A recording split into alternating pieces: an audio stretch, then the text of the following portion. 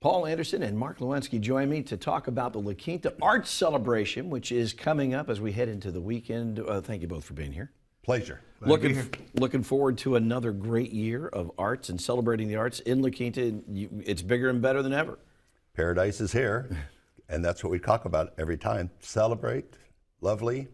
Thursday morning, 9 o'clock, gates open there, Thursday, Friday, Saturday, Sunday. Celebrate is what we're about. Celebrate art, okay, which means your surrounding. But number one in our world is the artist. Number one is the artist. We have the best, the finest, handpicked by artists to come to La Quinta. Number one show, fine art and fine craft in the country. We have 35 states represented. Wow. And 6 foreign countries.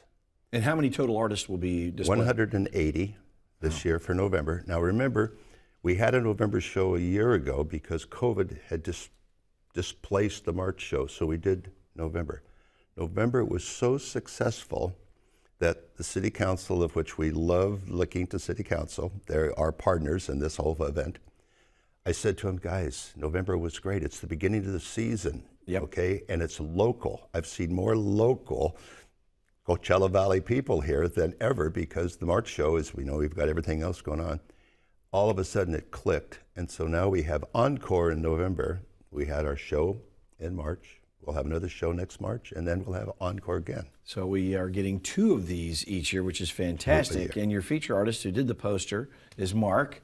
And you just came in from Scottsdale. I take it you have studios there? Yeah, studios in Scottsdale, half the year in Michigan. A lot of the big work gets done in our main studio in Michigan, but we enjoy the winter in Scottsdale, so happy about that. Tell me a little bit about you work primarily in glass, so tell me about the work that you do. Yeah, I do all glass art. I'm a fuser as opposed to someone who would do blown furnace work, and that means I have big kilns and I cut glass that starts out in a flat format into different strips and strands, and then those are heated and woven together.